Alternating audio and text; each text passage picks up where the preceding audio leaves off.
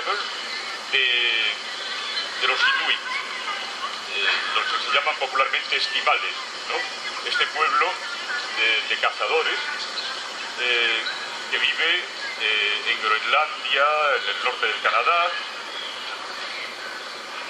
Y refiero esta anécdota. Un cazador inuit había cazado un pequeño cetáceo, un narval de estos que tienen cuerno, ¿no? Y estaba cortándolo en pedazos cuando alguien se le acerca y le pide un trozo. El cazador se lo da, el trozo, a este otro que no tenía nada, y el otro le da las gracias, a lo cual responde el cazador: los regalos hacen los esclavos y el látigo hace al perro. Es decir, no me des las gracias, no me des las gracias porque estás cogiendo algo que te corresponde, algo que puedes coger, está ahí, ya lo cogeré yo cuando tenga hambre y no haya pescado o cazado, ¿no? Bien, esto es, en términos del presidente de la Junta de Andalucía, una barbaridad. Bueno, pues entonces ahí me invitaron los compañeros de Economía Sol, cuando yo estaba todavía en casa en Bruselas, a dar una charla aquí. Y bueno, lo primero que se me ocurrió fue que había que hacer algo que desentonara un poco. Yo la verdad es que desentono un poco porque no soy economista, ¿no? Tengo todo el respeto del mundo por los economistas, que merecen todo el respeto del mundo, y toda la hostilidad del mundo por los demás, ¿no? Pero voy a hablar en general de algo que he estudiado, que ha sido el centro de preocupación de un libro que escribí hace ya 3 años, que se llama La dominación liberal, y es el concepto mismo de economía, pero puesto en situación. Es decir, más allá de la evidencia, más allá de las grandes evidencias, ¿no?, de que hay una economía, hay una esfera económica autorregulada, quiero problematizar las evidencias, lo cual es el trabajo fundamental, ¿no?, que hace alguien que está activo en filosofía, ¿no? Problematizar evidencias. Problematizar evidencias significa a veces meterse en camisas de 11 varas y berenjenales y utilizar terminología extraña, ¿no? Por ejemplo, acercar el término economía, el colmo para todo el mundo, ¿no?, para el sentido común, ¿no?, del materialismo, del término teología, el colmo de lo metafísico, de lo inmaterial. Pues bien, intentaré justificar el curioso acercamiento de ambos términos que se produce en el título y que intenta mostrar el tipo de mistificaciones que constituyen la ideología media de la ciudadanía, de cada uno de nosotros, y, por supuesto, también la ideología media de la izquierda. Es decir, yo sostengo, he sostenido en numerosas ocasiones, ¿no?, que la izquierda se encuentra presa en un laberinto que es el laberinto liberal, ¿no? Y vamos a descubrir poquito a poco de qué paredes está hecho este laberinto. Para empezar, indicaremos lo siguiente. Todos hemos asistido, supongo que los presentes con cierto entusiasmo y admiración, a los actos que se han producido en Écija y otros pueblos de Andalucía, ¿no?, y protagonizados por el compañero Sánchez Gordillo y los compañeros del Sindicato Andaluz de Trabajo. Bien, estos actos son actos directamente dirigidos contra la propiedad. Son actos contra la propiedad. Actos contra la propiedad que han recibido una acogida mucho más tibia que por aquí en el entorno social medio. Y sin embargo una acogida contradictoria, es decir, todo el mundo desde el punto de vista moral aprueba estos actos y sin embargo hay una pequeña reserva. que se toque a la propiedad en una sociedad como la nuestra es tocar algo muy doloroso, algo muy esencial, algo que articula muy profundamente las relaciones sociales en que vivimos. Pues bien, lo que vamos a proponer aquí es, más allá de la aparente abstracción de este acercamiento de la economía y de la teología, una justificación de los actos de los compañeros del SAT y, por lo tanto, el contrapunto teórico de la crítica práctica de la propiedad que ellos han ejercido y que creo que todos debemos ejercer. Una crítica de la propiedad, no solamente privada, sino de esa otra vertiente de la propiedad, que es la pública estatal, para mostrar que existe un más allá de la propiedad, para mostrar que la única sociedad donde no existe un más allá posible de la propiedad, donde no se puede pensar que un acto como el del SAT sea algo perfectamente normal, es una sociedad tan enferma como la nuestra. Bueno, vamos a ver cuál es el diagnóstico, ¿no?, de esta enfermedad. Vivimos en una sociedad capitalista, ¿no?, y una sociedad capitalista se basa en una figura de ser humano, en un tipo de ser humano que algún historiador del pensamiento ha definido como individualismo posesivo. Es decir, somos una sociedad de individuos atomizados y que se definen por su propiedad, por el hecho de que poseen cosas y excluyen del uso de esas cosas a los demás, ¿no? Bien, es algo que normalmente se suele olvidar, el carácter excluyente y exclusivo de la propiedad.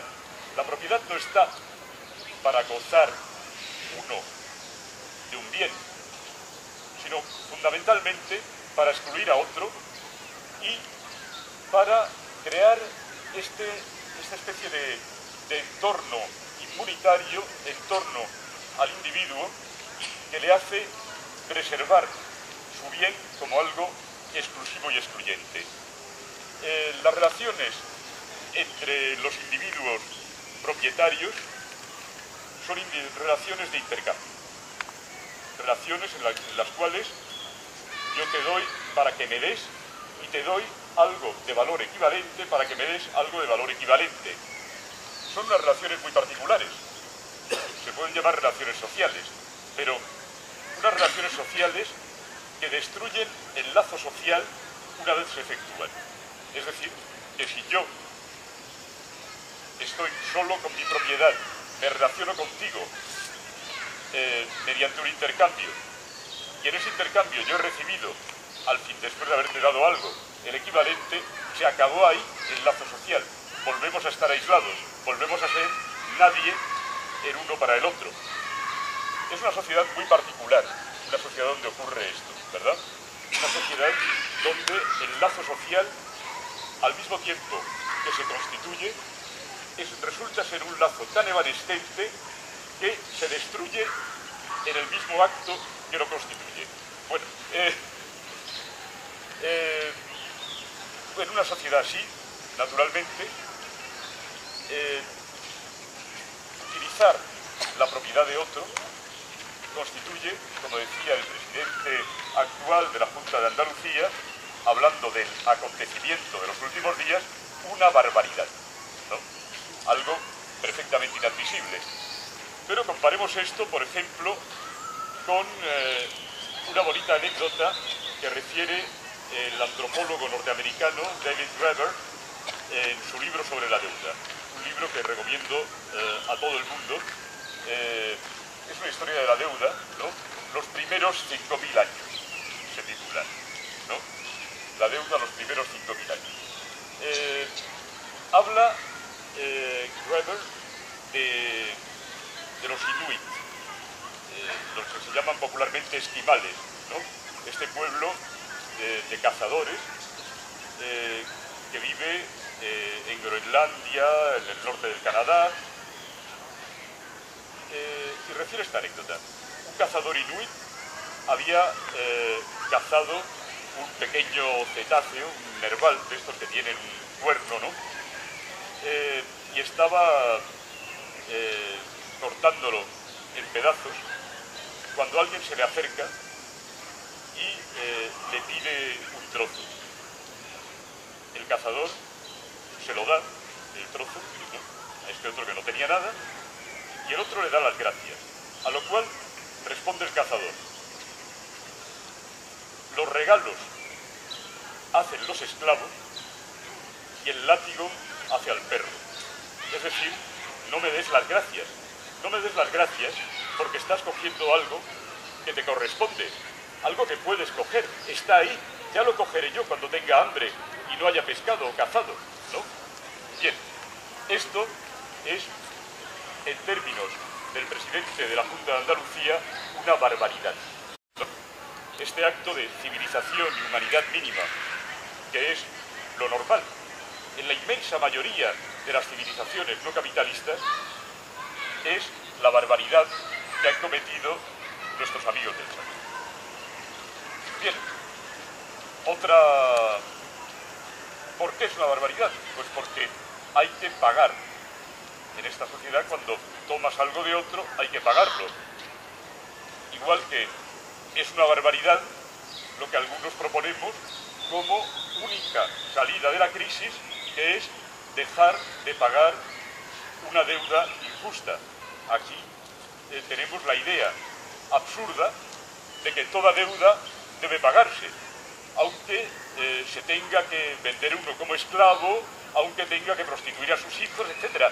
Es absurdo, es una lógica absurda, y sin embargo es lo que la ley, el derecho, la moral propia de esta sociedad insana nos impone. Pues bien, ¿qué es lo que caracteriza a esta sociedad? ¿Qué demonios le pasa? Pues que nos ha salido una especie de excrecencia. Una excrecencia que se llama economía, ¿no? La idea de una esfera económica que, como todo proceso cancerígeno, pues se autorreproduce, se autorregula en cierto modo, hasta que muere el paciente, ¿no? Hasta que muere el enfermo. Y esta excrecencia tiene su historia, ¿no? Tiene su historia. Pero podemos decir que hemos llegado a convivir con ella hasta un momento en que tendremos que liberarnos de ella de alguna manera. En este momento, bueno, por un lado, que la economía lo determina todo, parece lo más evidente, ¿no? Recuerdo la frase de Clinton cuando abandonó hasta el más modesto de sus programas sociales, ¿no?, en su segunda legislatura. It's the economy stupid, ¿no? Es la economía idiota, ¿no? Porque se considera que quien no entiende un razonamiento basado en la economía y en la determinación económica de todo lo demás es un idiota. Importante retener esto, porque el poder económico, como veremos un poquito más adelante, es un poder muy particular, un poder basado en el saber. Y quien no tiene el saber es un estúpido, es un idiota, es un ignorante. Esa economía idiota es el lema de un poder basado en el saber y que critica a los rebeldes por su supuesta ignorancia. Bueno, pues vamos a ver cómo funciona esto de la economía y cómo nos ha salido esta dolorosa, molesta y peligrosísima excrecencia. ¿De dónde viene esta maldita idea de una instancia autorregulada, ¿no?, a la que nos debemos someter? respecto de la cual solamente podemos conocer sus reglas, como si fueran las reglas de la física, las leyes de la física, las leyes de cualquier fenómeno natural, ¿no? Pues bien, si escarbamos un poco esta idea de una instancia económica autorregulada, que yo sepa, no la hemos conocido en nuestro ámbito de civilización hasta un periodo muy tardío, que podemos situar a mediados del siglo XVIII, con el nacimiento de los primeros atisbos de lo que se podrá considerar una filosofía económica o una economía política, ¿no?, con los fisiócratas. La mayoría de los periodos históricos anteriores, y por supuesto la mayoría de las civilizaciones distintas de la nuestra, jamás pensaron la economía en este sentido. Claro, se nos dirá, el término economía, pero si es del griego, ¿no? Economía, ¿no? Había economía en Grecia. Claro, claro que había economía en Grecia. Economía, ¿no? La administración de la casa, la administración del dominio que el ciudadano libre tenía, dominio que incluía a sus esclavos, a sus hijos, a su mujer, su familia, sus terrenos, ¿no?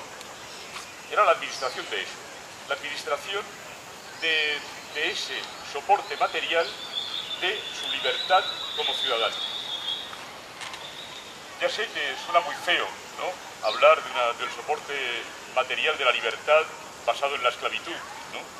Pero era en este sentido en el que se hablaba de economía en la antigüedad. Es decir, tú tenías tu economía privada y, desde luego, el término economía jamás podía utilizarse en el sentido actual, como un ámbito público. La economía es un ámbito social general hoy.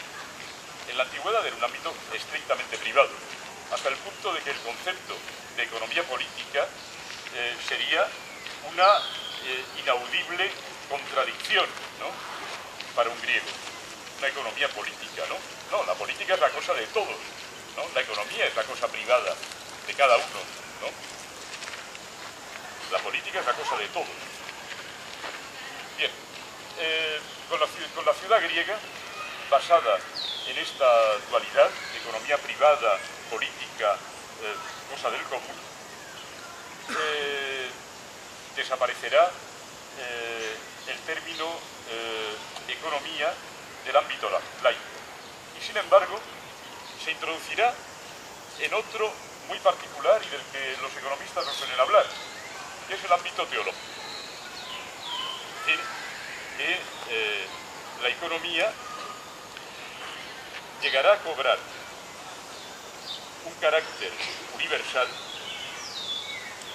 fuera del ámbito privado para cubrir no solamente la sociedad, sino la historia, la naturaleza, ¿no?, el conjunto de la realidad, a partir del momento en que se conciba como economía de la salvación. Economía de la salvación. Es decir, el proyecto que Dios ha establecido para salvar a la humanidad y para salvarla en esta tierra, en esta historia, a partir de su propia naturaleza.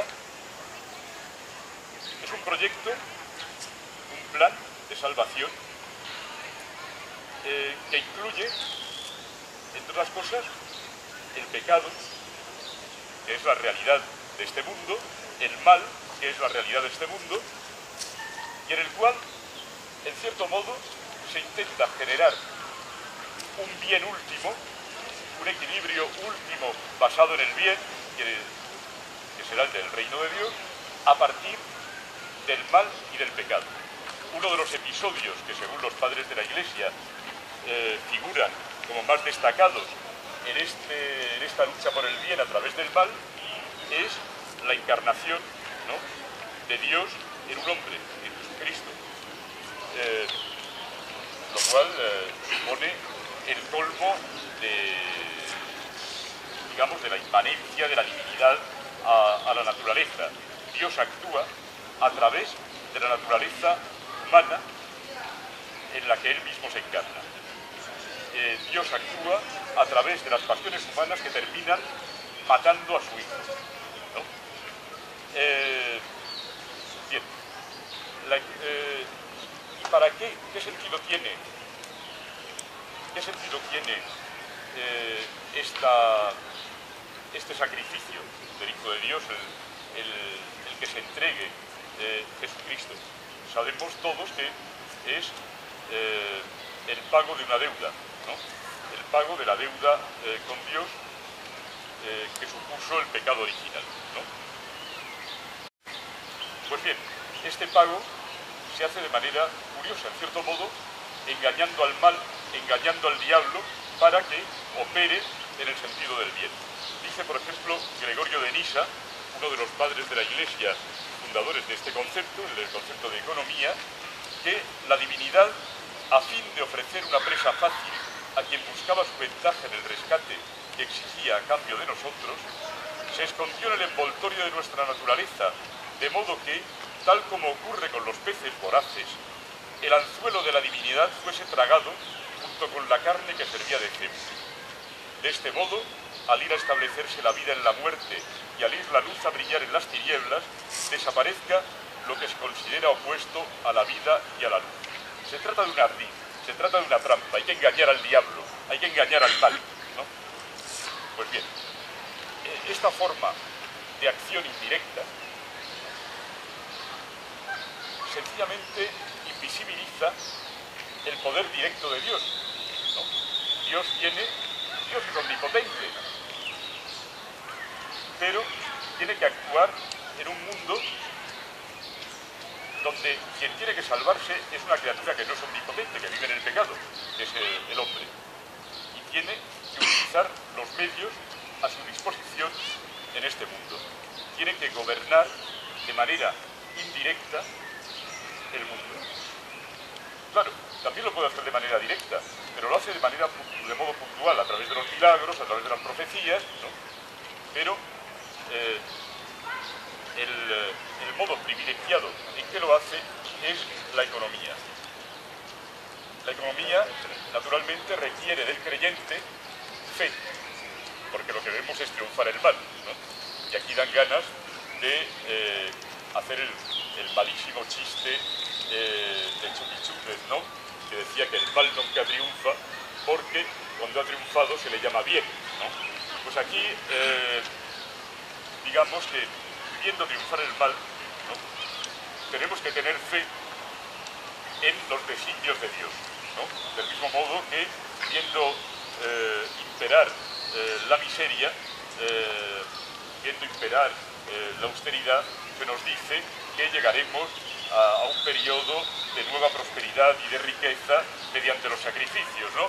Para que se vea que de Gregorio de Nisa a su siervo Mariano Rajoy apenas hay una gran distancia, ¿no? Es decir, la economía sigue haciendo su trabajo. La economía requiere fe porque el diablo, nos dice San Juan Crisóstomo, pone un empeño encarnizado en destruir esta fe entre los hombres, pues sabe que si destruye la fe en la economía, la mayoría de las realidades que nos conciernen, a los padres de la Iglesia y a la Iglesia en su conjunto, desaparecerá. Es decir, la economía es cuestión, por lo tanto, de gobierno indirecto, es de gobierno indirecto a través del mal, y como la única experiencia que tenemos inmediata es la del mal, es cuestión de fe.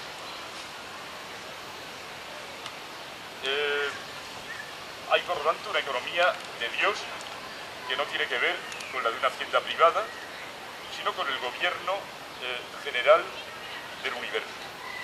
Yo digo, gobierno invisible, gobierno discretísimo, a través de medios que para nada representan de modo directo el poder divino. Claro, esto es lo que lleva, por ejemplo, a Agustín de Hipona, San Agustín para los creyentes, ¿no? A afirmar en la ciudad de Dios algo que los lectores de Adam Smith habrán conocido, sabrán reconocer. Dice en la ciudad de Dios 12:23, que la mano de Dios es la potencia de Dios capaz de realizar lo visible de una forma invisible, ¿no? Tenemos ya aquí, en este momento, de los padres de la Iglesia, no es la única aparición de este término, ni en San Agustín, ni en los demás padres, pero es una particularmente clara, ¿no?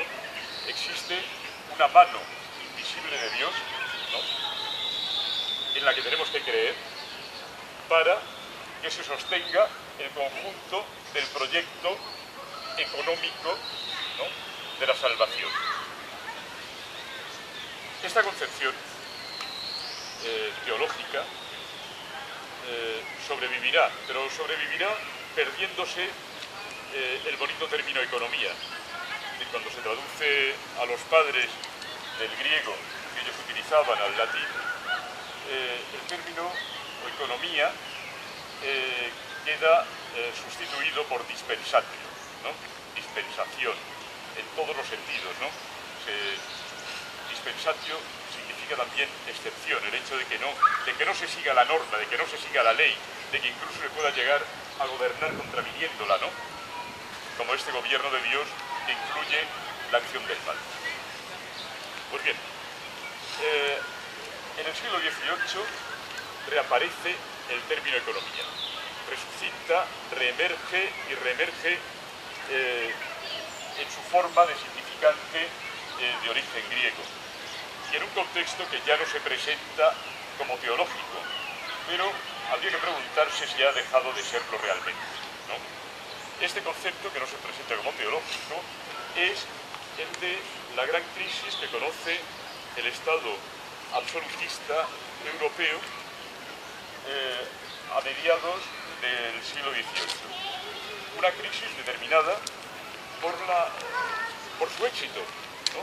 El absolutismo ha desfeudalizado en gran parte países como Francia, ¿no?, y otros países europeos, ha introducido las relaciones comerciales, las ha extendido al conjunto de los territorios gobernados por los soberanos absolutistas, y se encuentran con la desaparición de la mediación feudal, la desaparición de ese gobierno en forma de muñeca rusa, ¿no?, que era el orden feudal, ¿no?, y la aparición de esos sujetos atomizados, separados, mercantiles, ¿no?, que constituyen una sociedad moderna. Pues bien, esos sujetos que ya no son los vasallos de nadie, o fundamentalmente los vasallos de nadie, sino directamente los súbditos del rey, y que tienen entre sí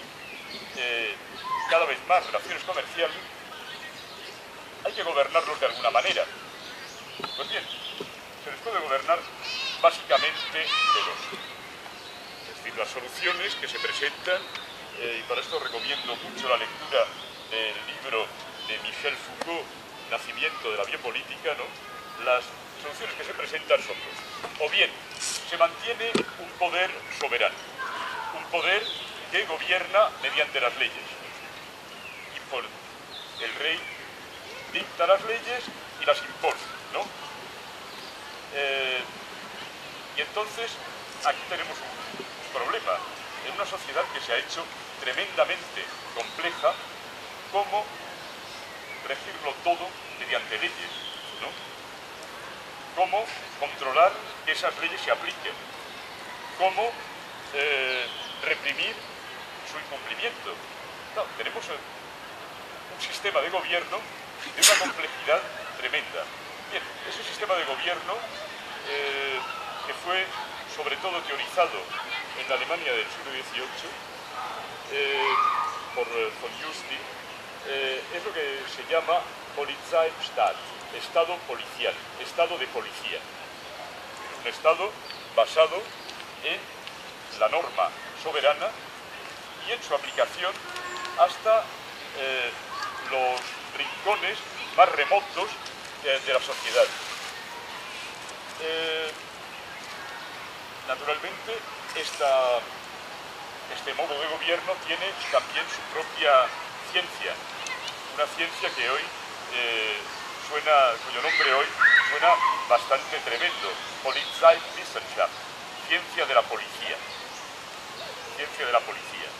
La policía era este control mediante la ley y el control de la aplicación de las leyes, etc. Esta idea de tener una sociedad bajo el control absoluto de un poder, ¿no?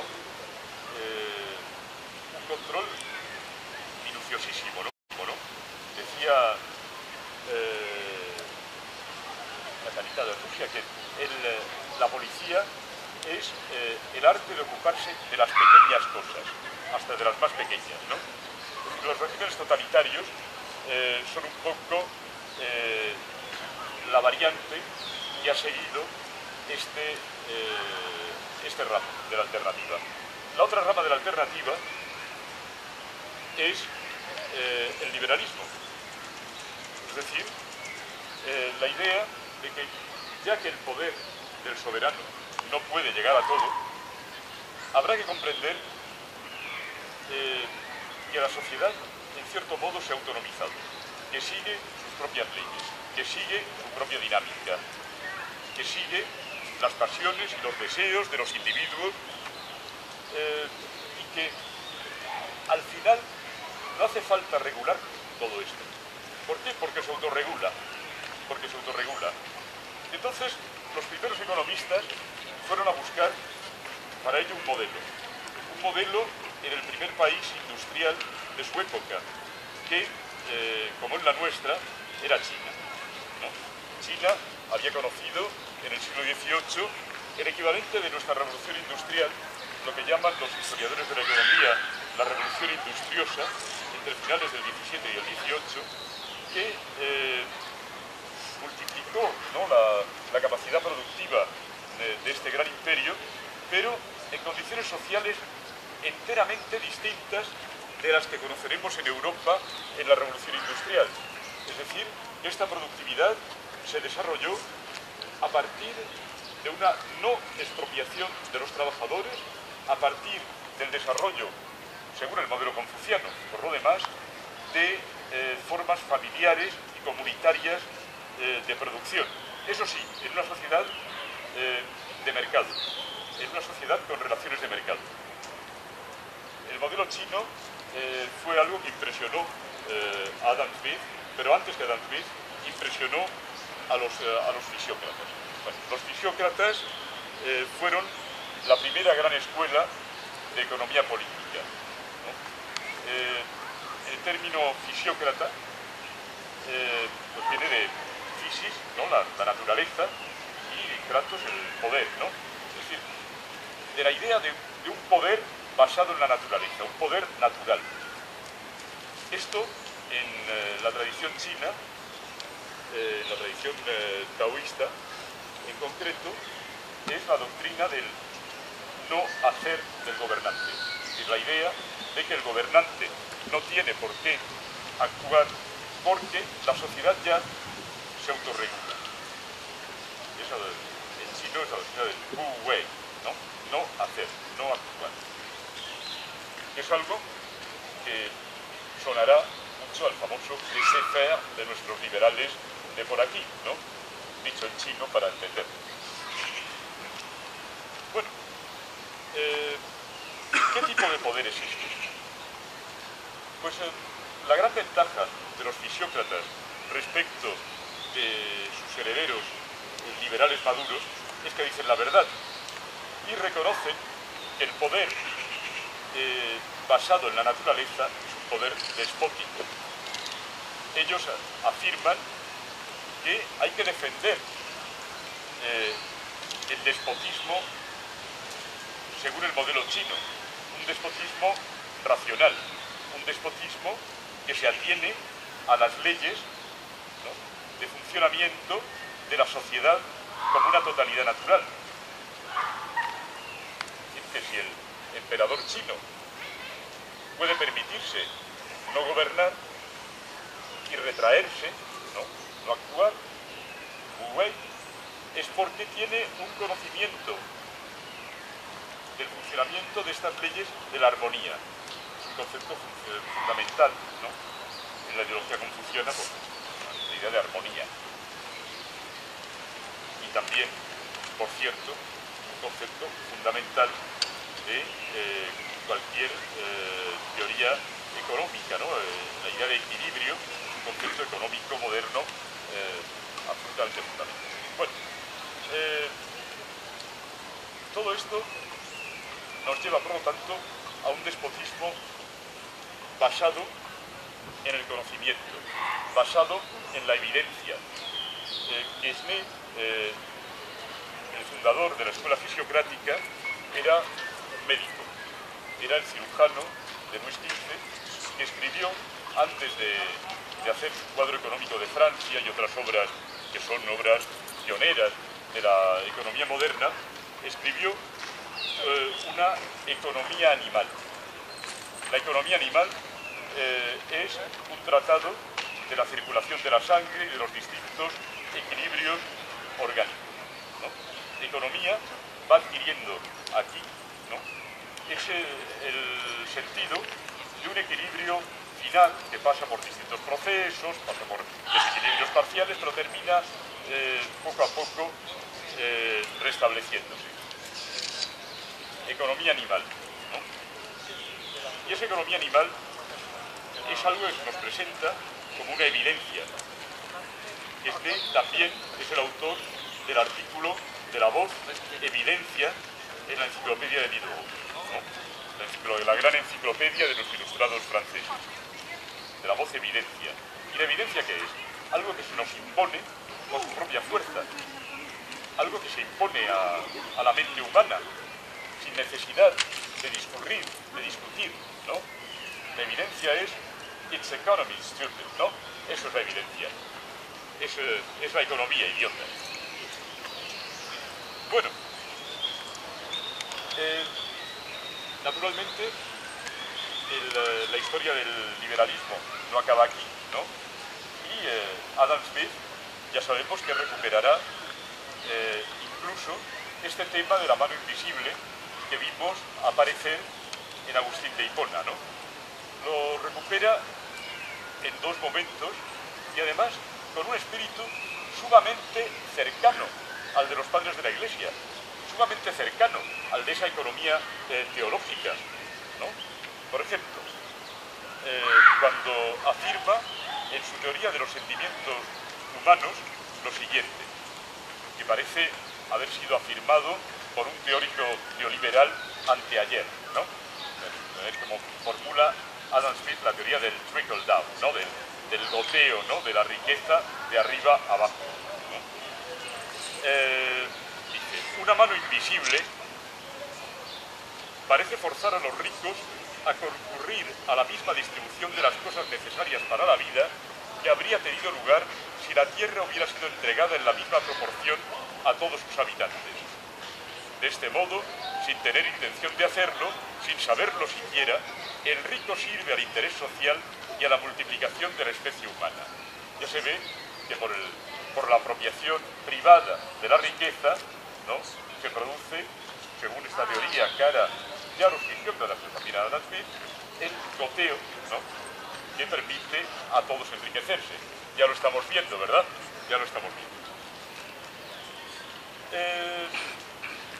Esta misma idea vuelve a aparecer en La riqueza de las naciones. Claro, refiriéndose a ese mecanismo que ya hemos visto en los padres de la Iglesia de engañar al demonio, ¿no?, de utilizar las más bajas pasiones, ¿no?, para realizar el bien común. La riqueza de las naciones afirma que aquella frase celebérrima, ¿no?, no esperamos obtener nuestra cena merced a la benevolencia del carnicero, del tendero o del panadero, sino del cuidado que prestan a sus propios intereses. No nos dirigimos a su humanidad, sino a su egoísmo, y nunca les hablamos de nuestras necesidades, sino siempre de su beneficio. Bueno, es exactamente el planteamiento de los padres de la Iglesia, pero al mismo tiempo el planteamiento contrario al sentido común del cazador inuit ¿verdad? Y de nuestros amigos del SAT y de cualquier persona decente y que no haya perdido enteramente la razón dentro de este laberinto liberal. No sé cuánto tiempo llevo. Bien. Entonces, no sé cuánto tiempo me queda. Perdón, yo sigo, bien, pero también para discutir será mejor.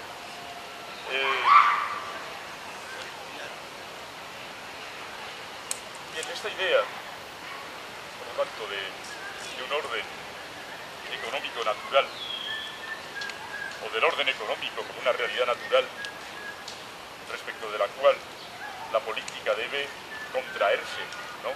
Limitarse, es esencial en el liberalismo como sistema de dominación, ¿no? Es esencial en el funcionamiento de lo que los fisiócratas llamaban despotismo y que hoy nosotros llamamos democracia, siendo básicamente lo mismo. Aquí el soberano se hace invisible y sin embargo no desaparece del todo, porque claro, naturalmente este orden natural es de un carácter un tanto particular. ¿Funciona? Sí. ¿Funciona de manera automática? Sí.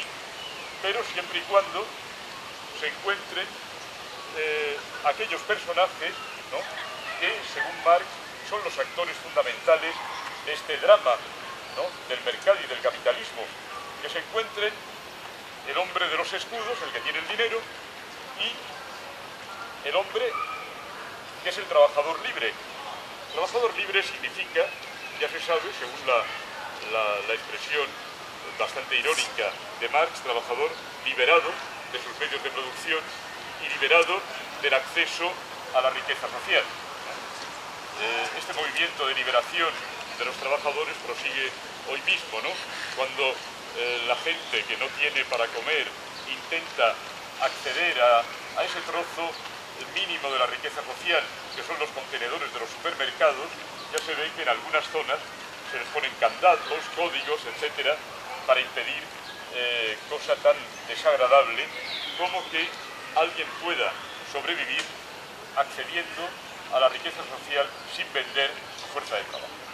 Hace falta que toda una serie de medidas se hayan tomado antes para que funcione lo que llama Polanyi el mercado generalizado.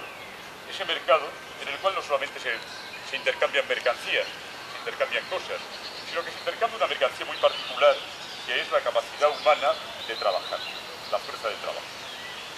Para eso hace falta, naturalmente, ese tipo tan especial de trabajador libre, ¿no? Hace falta también que haya capitales, que haya dinero que pueda circular libremente y convertirse libremente en cualquier otra cosa, en particular también en esa mercancía de nuevo tipo, ¿no?, que es la fuerza de trabajo.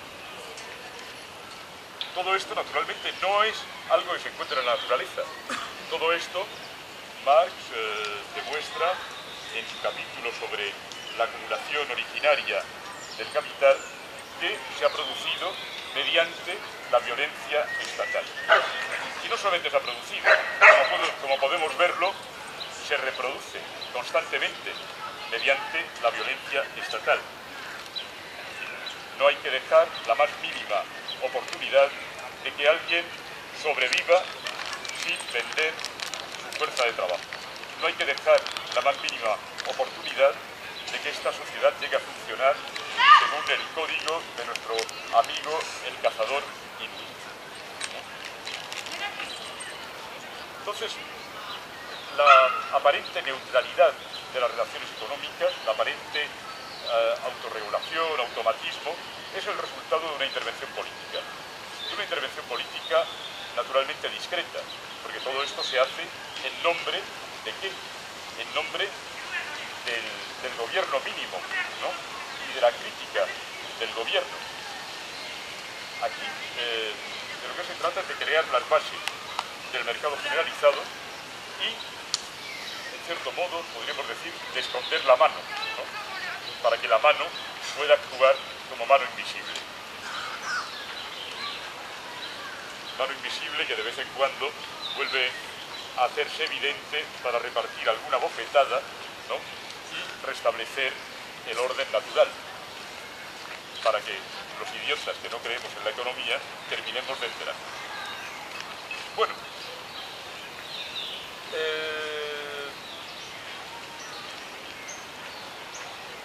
¿con qué nos encontramos entonces? A partir del momento en que estos dos actores, ¿no? El capital y el trabajador libre, o el dinero, mejor dicho, y el trabajador libre, se encuentran en el mercado. Pues con que las relaciones de cooperación entre la gente se hacen invisibles, en que el capital parece convertirse en la única fuerza que organiza a nuestra sociedad, en que la única socialidad es aparentemente el intercambio, ¿no? Es la basada en la relación de intercambio, una socialidad que, como vimos, es una socialidad autodestructiva, una socialidad no socialidad, una socialidad en la cual una vez producido el intercambio se acabó la relación social y quedan individuos aislados.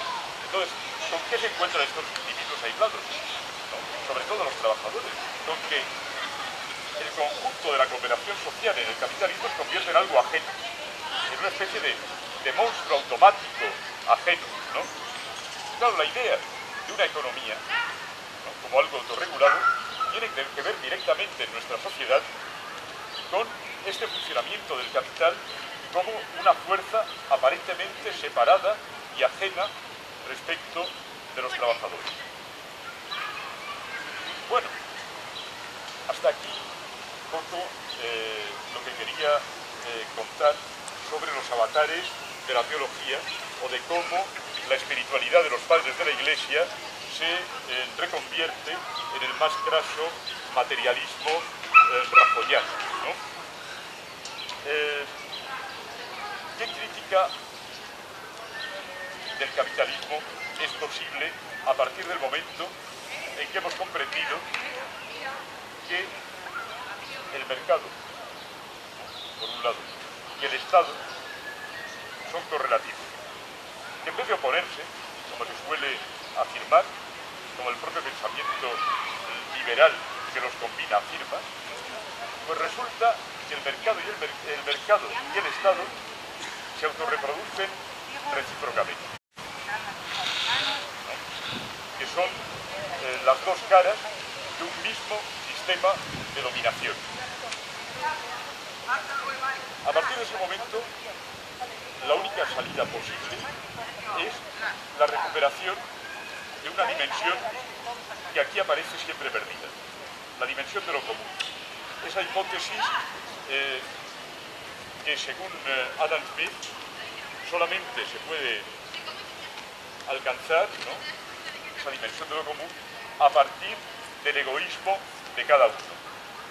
Claro, sabemos que no funciona, sabemos que las relaciones de mercado se autodestruyen, sabemos que las relaciones de mercado jamás constituirán realmente una comunidad. Entonces, ¿qué demonios pasa?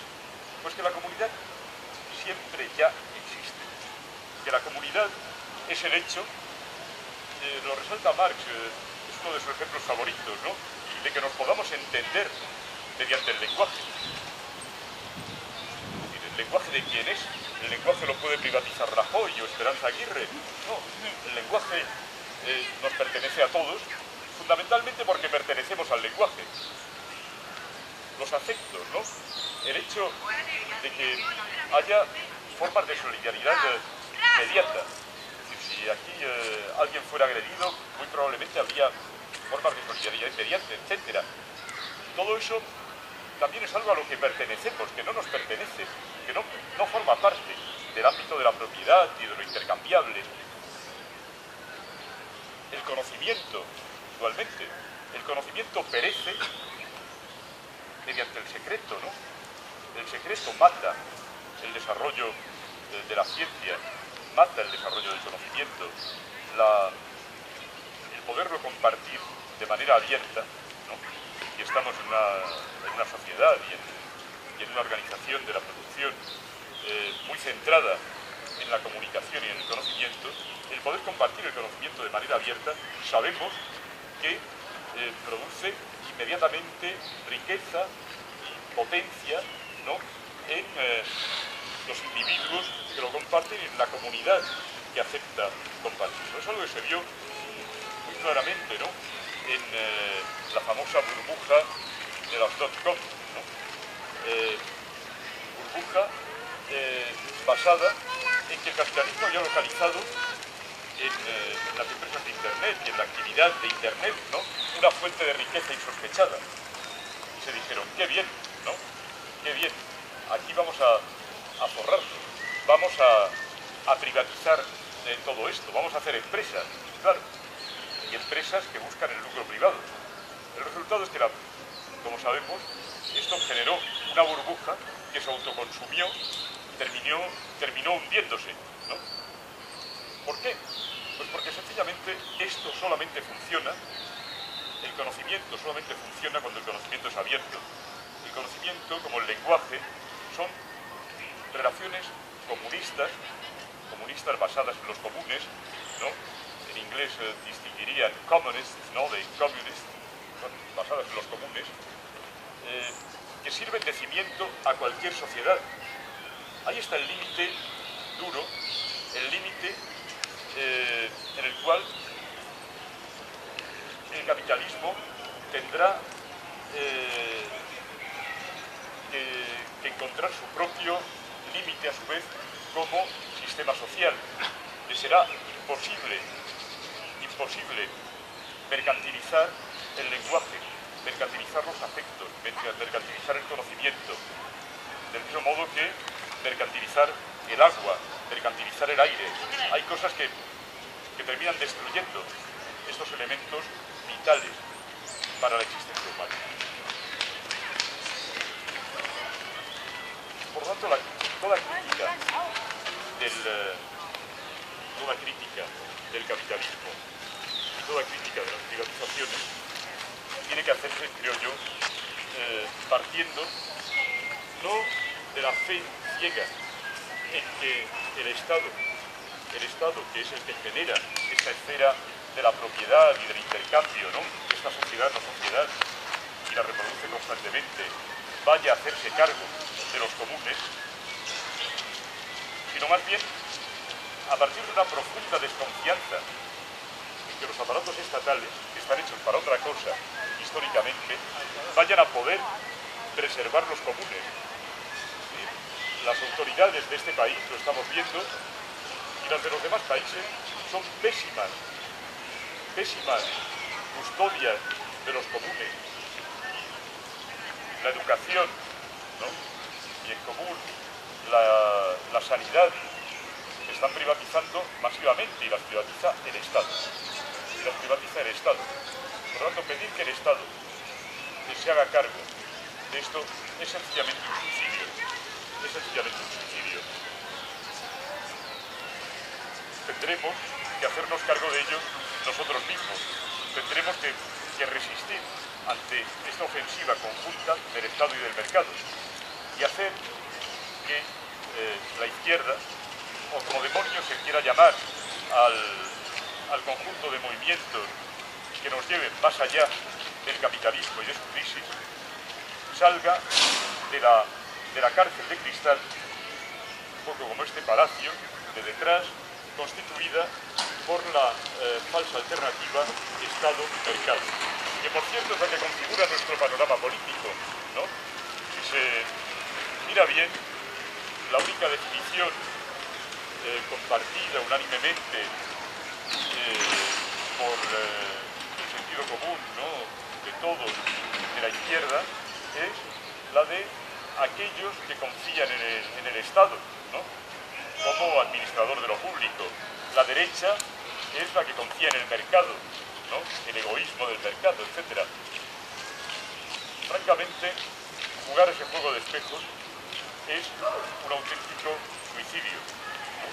Los movimientos de transformación que hemos conocido al otro lado del Atlántico son movimientos que, si bien han tenido un reflejo en la esfera estatal y en la esfera pública estatal, han ido siempre, todos ellos, desde la famosa lucha por el agua en Bolivia, ¿no?, hasta el movimiento de las tomas en Argentina, han ido siempre acompañados de poderosísimos movimientos sociales que se han hecho cargo de los comunes y de su control social.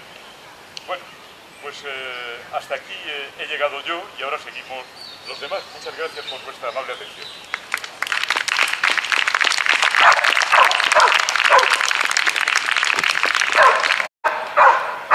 ¿Quién quiere salir primero? ¿Ya?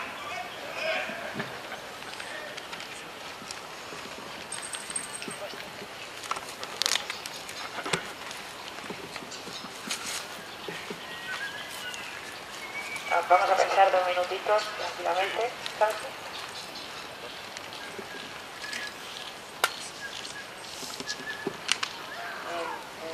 La riqueza de las naciones, Adam Smith, hay un momento que dice que hay que creer como en la buena voluntad de los gobernantes, pero no recuerdo si dice que hay que hacer cuando no creemos.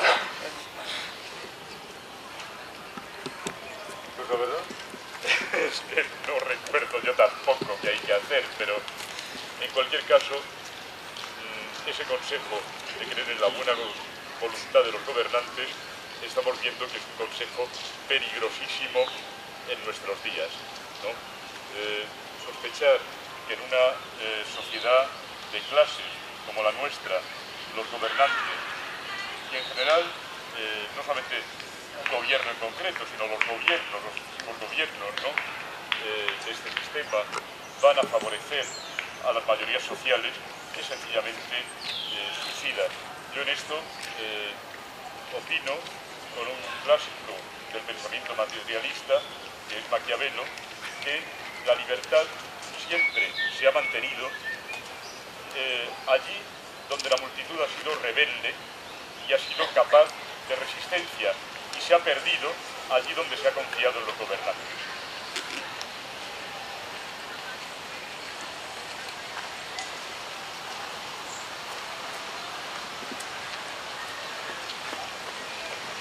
Bueno, pues a mí me gustaría incidir en lo que ha comentado el compañero acerca del problema o la caracterización de la circulación como un elemento básico del sistema capitalista.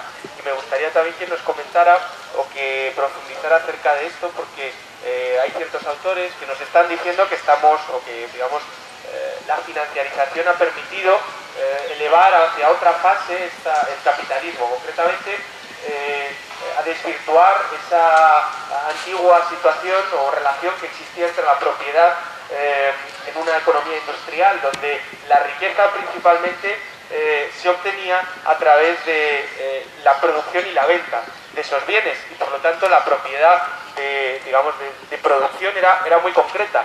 Pero la financiarización nos ha trasladado a una situación en donde esta propiedad se ha visto difuminada, y lo importante significa, o digamos, solo se basa en la circulación y en el intercambio de estos bienes financieros. Además, también existe una especie de visión moralista acerca de la financiarización, lo malo que son los bancos, también muy moralista en el sentido que comentaba el compañero de lo avaro que son los bancos y de lo malo que son y de la riqueza ficticia que crean.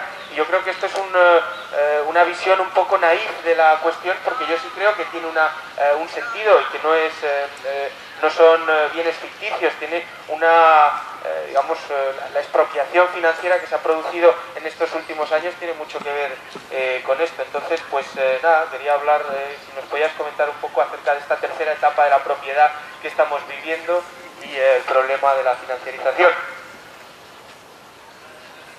Bueno, vaya volado. Vamos a ver. No, sobre la financiación y la financiarización. Yo tengo mi propia escuela, ¿no?, de interpretación de esto. Sí. Tengo mi propia escuela de interpretación, no es que sea mía, ¿no?, sino compartida con mucha gente, ¿no? Es la de la tradición postmaterialista, ¿no? Toni Negri, Cristian Barazzi y otros compañeros, ¿no?, que se han dedicado a esta cuestión, ¿no?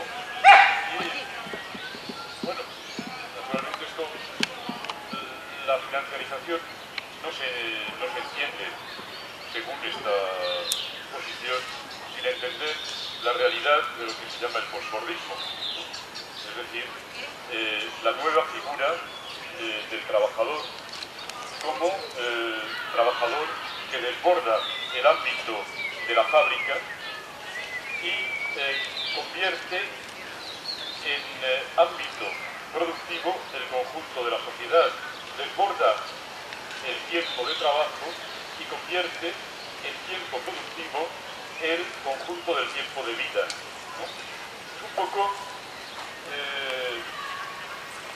se ha descrito esta situación en la que vivimos, en la cual el trabajo es absolutamente todo el tiempo de la vida y toda la actividad de la vida, ¿no?, como una especie de comunismo ya realizado en el capitalismo. Es decir, que del mismo modo que en las descripciones que hace Marx y Engels, en la economía alemana, el capital, del comunismo, ¿no?, pues la gente hace de su jornada, ¿no?, de vida una jornada de actividades variadas, agradables, etcétera, pero constantes, ¿no? Hoy tenemos algunos ámbitos de la producción, como por ejemplo el diseño de juegos de ordenador, de videojuegos, ¿no?, en los cuales la gente que trabaja vive enormes jornadas de ocio sin límite, que son a la vez jornadas de explotación también sin límite, ¿no? Es algo que también se ha caracterizado como lo hace Cristian Barazzi en El lugar de los calcetines, otro libro muy recomendable, por una feminización del trabajador. En este momento, del mismo modo que la mujer tenía la doble o la triple jornada laboral, ¿no?, y nunca acababa de trabajar, ¿no?, nunca acababa de trabajar, porque tenía un trabajo material fuera de casa, un trabajo también material de organización dentro de la casa, cuidado de los niños, etcétera, un trabajo afectivo también respecto de su familia. Era y es ese tiempo propio de la actividad femenina algo que se ha generalizado. En este momento todo trabajador debe tratar con cierto cariño a su empresa, debe invertir en sus relaciones laborales cierto nivel de afecto, debe naturalmente renunciar a las limitaciones de tiempo y de espacio. Estamos ante una figura del trabajador que no tiene absolutamente nada que ver ya en la mayor parte de los casos con lo que habíamos visto en la fábrica fordista, ¿no? Tiempo de afecto, debe naturalmente renunciar a las limitaciones de tiempo y de espacio. Estamos ante una figura del trabajador que no tiene absolutamente nada que ver ya en la mayor parte de los casos con lo que habíamos visto en la fábrica fordista, ¿no? Tiempo de trabajo limitado, lugar de producción limitado, condiciones laborales estables. Todo eso se fue al garete en los años 70, cuando el capitalismo llegó a su límite de rentabilidad, ¿no? Y la Comisión Trilateral decidió que éramos ingobernables, que las sociedades occidentales, las democracias occidentales, eran ingobernables. Y tan ingobernables. Habíamos reducido en el centro capitalista, habíamos reducido el margen de beneficio enormemente. Los salarios, ya saben cómo aumentaron en los años 60, 70, en la Europa libre. Diría que aquí en España no formaba parte de eso, y el fenómeno o mucho más tarde y de manera más concentrada después de la muerte de Franco, hasta que también se le puso un poco. Bueno, me estoy yendo ya. Esta contraofensiva de los años 70, que es la que introduce el modo de regulación neoliberal, ¿qué es lo que intenta? Intenta que los trabajadores que habían alcanzado una posición bastante equilibrada en su correlación de fuerzas con el capital, los trabajadores cuyas capas más jóvenes empezaban a desertar las fábricas en las que habían vivido sus padres, que es lo que se vivió en Italia en los años 60, mayo del 68 tiene un componente de este tipo. Todos estos movimientos de los años 60, principios de los 70, son la gran aparición en escena del trabajador social, del trabajador cuya vida empieza a confundirse con el conjunto de la vida. Bien, ¿cómo capturar en estas condiciones deserción de la fábrica, fin necesario de la forma fábrica porque ya no funciona, reconversión de la forma fábrica de modo que cubra, si se quiere, como espacio productivo al conjunto de la sociedad? ¿Cómo hacer que esta excedencia, esta fuga del trabajador pueda ser capturada? Pues no hay mejor instrumento que el capital financiero, no hay mejor instrumento que la deuda, no hay mejor instrumento que someter a las personas a una relación de deuda. Me explico. Desde los años 70 hasta aquí, la evolución de los sueldos de los trabajadores que tienen contratos regulares, ¿no? Contratos indefinidos, era el viejo contrato fordista, ha sido bastante poco espectacular. Se han estabilizado los sueldos y en otros sectores ni siquiera se han estabilizado, han bajado claramente. Bien, ¿cómo hacer que en estas condiciones, en estas circunstancias, siga funcionando un sistema que necesita un mínimo de demanda? Pues mediante el crédito fácil. El crédito fácil permite a la vez generar esa demanda añadida que hace funcionar un capitalismo de consumo y, por otra parte, someter al trabajador, que es un trabajador que se ha convertido muchas veces en empresario de sí mismo, según el modelo liberal, ¿no? El trabajador autónomo, someterlo a una disciplina infinitamente más rígida que la disciplina de fábrica. Una disciplina en la cual no solamente el presente del acto de producción es controlado, sino el futuro, y no ya del acto de producción, sino del conjunto de su vida, es controlado por el poder financiero. O sea, la deuda es un poder sobre el futuro, es un poder sobre la vida. Y el poder financiero hay que concebirlo así, como ese poder que bloquea el futuro. Por eso el bonito nombre de la organización Juventud Sin Futuro, ¿no? Algunos de cuyos miembros estarán por aquí. Está muy bien puesto en este tipo de sociedad. En este tipo de sociedad cuyo futuro queda bloqueado por el mecanismo muy específico del dominio financiero y del poder de la deuda. Bueno, yo creo que no sé si he contestado algo, he divagado a partir de lo que has dicho. Bien.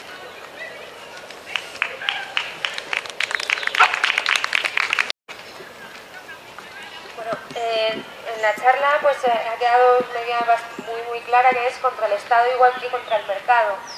Entonces, básicamente, ¿esto cómo se traduce en políticas? Porque bueno, se hacen muchas propuestas, sobre todo desde el 15M, de no a la privatización de la sanidad, no a la privatización de la educación, pero no hay un más allá.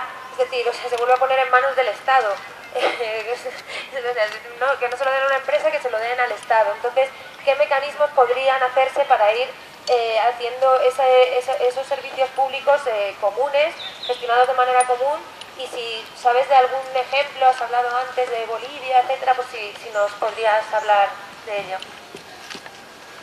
Bueno, pues ni siquiera hablando de Bolivia, pero hablando de un proceso infinitamente más reformista que era el gobierno del PT brasileño en Río Grande do Sul, ¿no? La iniciativa del presupuesto participativo, ¿no?